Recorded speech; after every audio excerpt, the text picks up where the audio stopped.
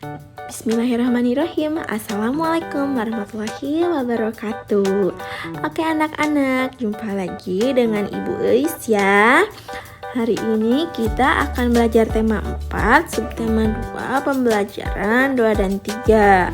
Sebelumnya pastikan kalian sudah siap belajar ya. Sudah mandi dan sarapan terlebih dahulu. Dan jangan lupa awali pembelajaran dengan berdoa supaya ilmu kita menjadi bermanfaat. Amin.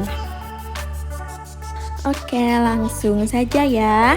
Halaman kelas yang bersih. Halaman kelasku bersih. Di halaman kelas tidak ada sampah berserakan. Semua siswa selalu membuang sampah ke tempat sampah. Di depan kelas disediakan keran air untuk mencuci tangan. Sebelum masuk kelas, semua siswa diwajibkan mencuci tangan. Di depan kelas juga ada taman bunga yang bersih. Rumput yang mengganggu selalu dibersihkan. Pot bunga juga tersusun rapi. Halaman kelasku kini terlihat indah.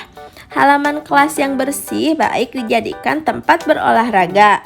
Misalnya saja senam dan latihan keseimbangan. Olahraga baik untuk kesehatan. Siapa yang rajin berolahraga akan terhindar dari berbagai bentuk penyakit. Kita harus memudayakan hidup bersih dan sehat. Nah, isi teks ini menceritakan tentang halaman kelas yang bersih. Jadi, halaman kelas yang bersih di sini terdapat beberapa keran air untuk mencuci tangan. Setiap anak sebelum masuk kelas mencuci tangannya terlebih dahulu supaya ketika masuk kelas tangannya dalam keadaan bersih. Lalu selain itu, di depan kelas juga ada taman bunga yang bersih, tentunya tidak ada sampah. Pot-potnya tersusun dengan rapi dan juga indah. Nah, halaman kelas yang bersih itu bisa dijadikan tempat yang nyaman untuk berolahraga ya. Nah, barusan kan Ibu sudah membacakan mengenai halaman kelas yang bersih. Sekarang di sini ada sebuah gambar halaman sekolah. Coba kalian amati gambar ini ya. Apa saja yang terdapat di halaman sekolah ini dan bagaimana keadaannya. Lalu nanti kalian tuliskan di buku tema ya. Selanjutnya mari kita mengamati gambar. Dayu dan teman-teman bergotong royong. Bergotong royong mencerminkan sikap hidup dalam kebersamaan.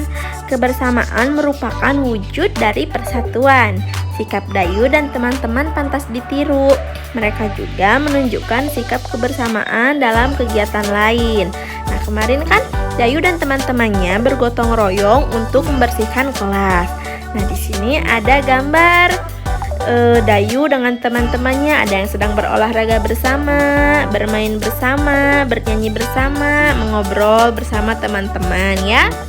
Mereka rukun di dalam kebersamaan. Nah, apakah kalian pernah melakukan kegiatan seperti Dayu dan teman-teman? Mungkin ketika dulu kalian bersekolah di TK, kan sebelum pandemi itu pasti saja kalian pernah ya melakukan hal ini. Bermain dengan teman, olahraga bersama, dan yang lainnya. Nah, sikap ini bagus untuk menjaga kerukunan bersama dan dalam persatuan ya. Nah, sekarang coba kalian tuliskan sikap-sikap yang harus dimiliki agar tercipta persatuan di sekolah. Contoh misalnya nomor 1, yaitu mau berbagi dengan teman. Lalu selanjutnya misalnya menghormati guru. Nah, selanjutnya nanti kalian cari lagi sikap lain yang harus dimiliki agar tercipta persatuan di sekolah. Cari sebanyak-banyaknya ya, lebih banyak lebih baik. Nah, sekarang kita langsung ke pembelajaran 3 ya. Di sini kita akan belajar tentang ruang kelas yang tidak bersih. Sekarang Ibu akan bacakan percakapan ini terlebih dahulu. Tahukah anak-anak Ibu bagaimana kelas yang tidak bersih? Tahu Bu, kelas yang tidak bersih banyak sampah yang berserakan Bu. Benar Bu, kelas yang tidak bersih juga banyak kuman. Bagus anak-anak ibu, sampah harus dibersihkan, kemudian dipisahkan. Ada sampah basah dan sampah kering. Kita harus selalu menjaga kebersihan ya nak. Nah, kata ibu guru Dayu, sampah itu harus dibersihkan, lalu dipisahkan menjadi sampah basah dan sampah kering.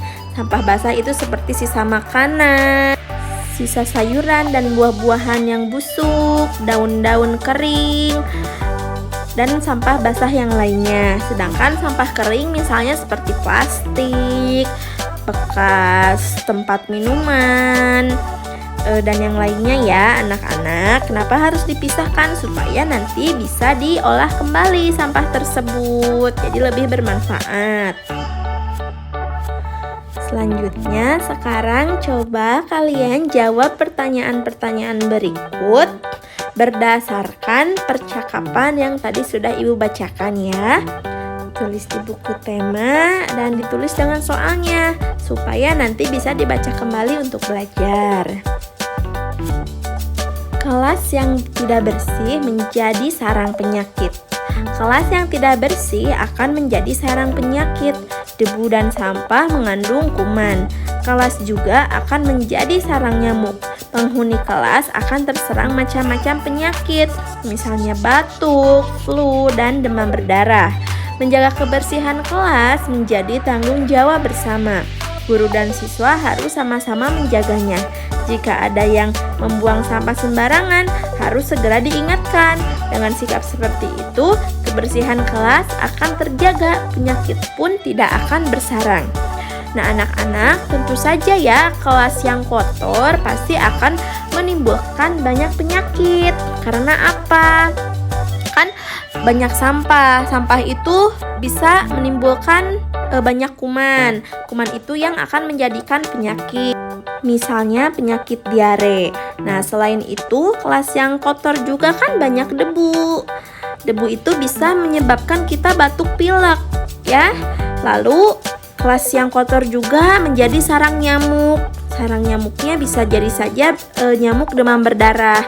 Nanti penghuni kelas tersebut bisa terkena penyakit demam berdarah. Nah, maka dari itu seluruh warga kelas, yaitu guru dan siswa, harus bersama-sama membersihkan kelas. Mereka bertanggung jawab untuk menjaga kebersihan kelas. Nah, contohnya seperti pada gambar ini ya. Ini adalah contoh gambar kelas yang kotor. Tuh, bisa kita lihat banyak sampah berserakan. Bangkunya juga tidak tersusun rapi, sangat berbeda dengan gambar kelas bersih yang seperti kemarin sudah kita lihat. Nah, jadi kalian sudah mengerti anak-anak bahwa kelas yang kotor itu sangat tidak baik, bahkan bisa menimbulkan banyak penyakit untuk penghuni kelasnya. Nah, oke anak-anak, sekian penjelasan ibu dalam video kali ini ya. Jadi tugas temanya ada 3 ya, yang tadi sudah ibu sebutkan. Terima kasih untuk sudah bersedia menyimak video ibu ya. Semangat belajar. Wassalamualaikum warahmatullahi wabarakatuh.